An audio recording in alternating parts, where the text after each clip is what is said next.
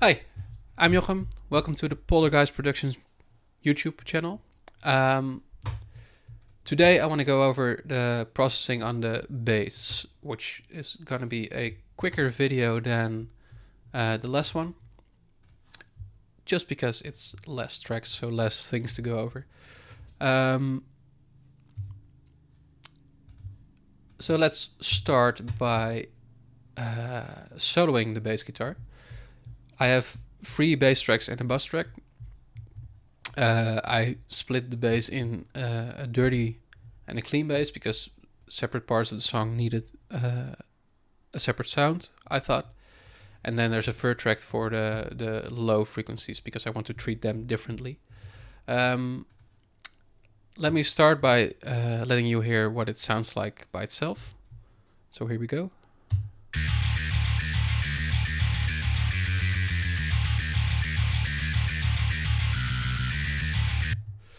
That's probably a bit quiet, but that's alright. It's a quieter thing in the mix in general. And let's just go over all the inserts. So I'll switch them off. It's probably the right thing to say. And just go over it. Again, as you could see in the video covering the drums, if you've seen it. If not, maybe watch it first or not. It's your choice.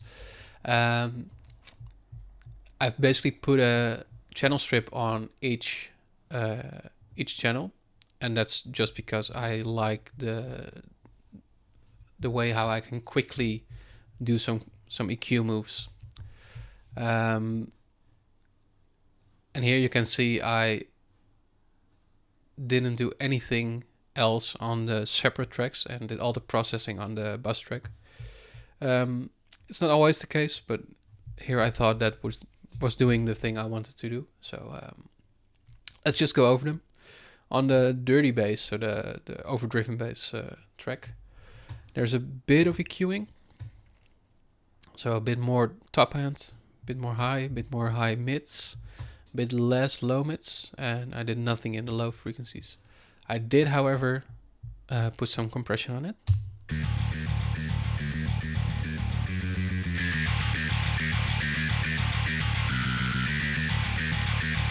And you can hear there's quite a volume boost as well because I'm boosting a lot of highs and high mids and also compressing it a bit. I really like the difference again without.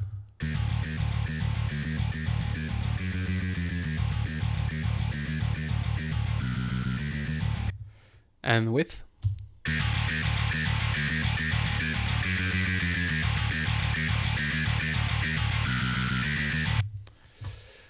And then for the next channel, we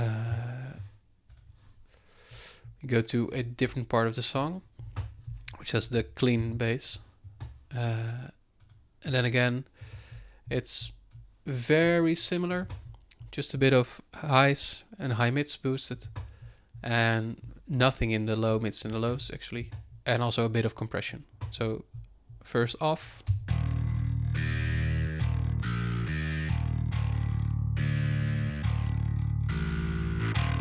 And with.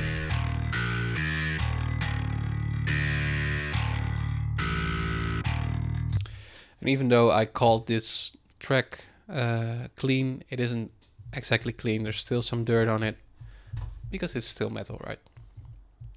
No, I just liked it. And let me go back to a part with the distorted bass guitar to show you the processing on the sub frequencies or the low. And apparently I boosted a lot of highs, which is weird. I also took out a bit of low mids and boosted quite a bit of 100 hertz, so the sub frequencies. And as you might recall, 100 hertz was the dip I took out of the kick drum to make room for the bass guitar. And that's for this track in particular.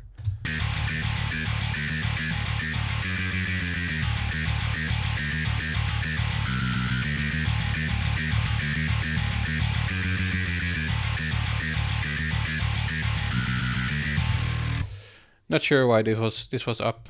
It didn't do anything, and it isn't supposed to in this track anyway, so it didn't matter.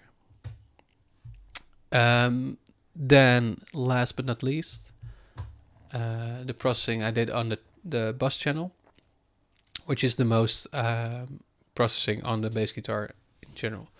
We can start with the channel strip, boosting a little bit of 5K, so let's see, and taking out a bit of high mids, taking out a bit of low mids, and boosting a bit of sub frequencies again. No compression here because didn't need it. I'll let you hear the difference.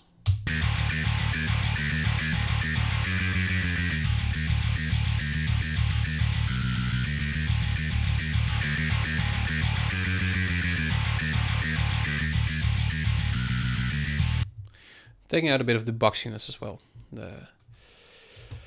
And then some more EQ moves. A bit of a roll off in the low end, just to make sure those sub frequencies don't get too overpowering, because it takes a lot of energy in your speakers and it hurts your mid range. Then around 100 hertz, you have the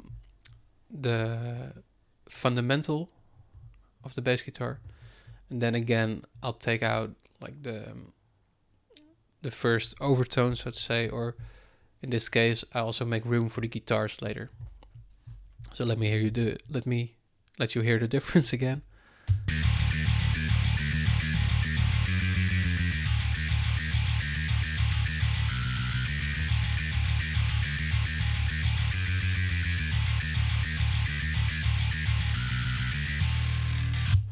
And at the end, it's a bit of a high cut, around 585, just because it doesn't need it, in my opinion. Then there's another dynamic EQ to tame the low frequencies. Let's hear the difference again.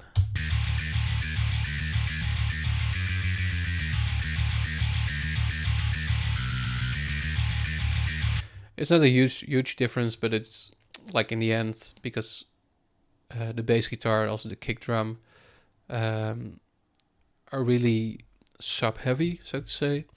It adds up to this, so to tame it and to keep it in line with the rest of the mix, it makes a difference, in my opinion. And then lastly, some saturation. Again with the Magneto plugin, because I really like how it colors the sound. And I'll let you hear the difference.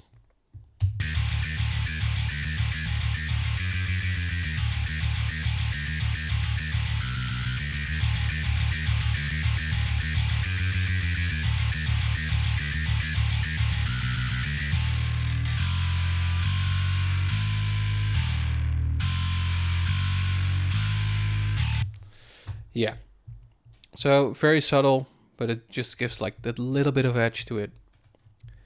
And then lastly, there is a sense to the parallel compressor, but I switched it off at the end.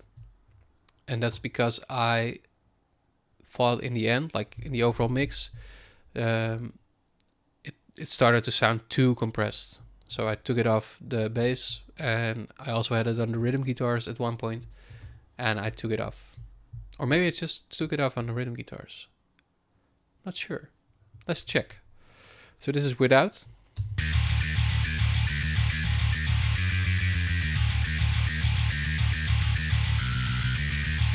And with. It doesn't do anything because it was turned off. Let me do this again.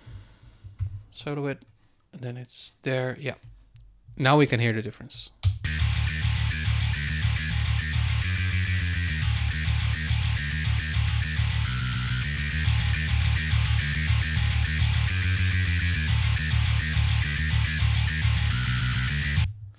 Yeah, so you hear like a bit more body, a bit more volume as well. So that's it for the bass guitar. Let's compare the before and after again, and then I'll show you together with the drums as well. So this without.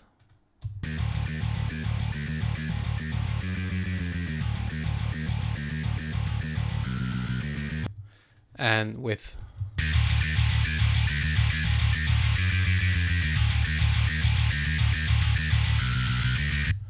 So yeah, it just sounds better in my opinion. Let's do it together with the drums, and then we'll end the video. So here it goes.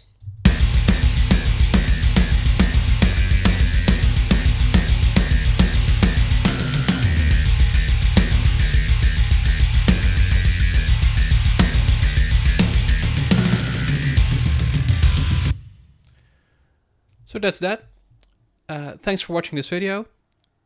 Please like, subscribe, comment, do all the YouTube things, and I'll see you in the next video.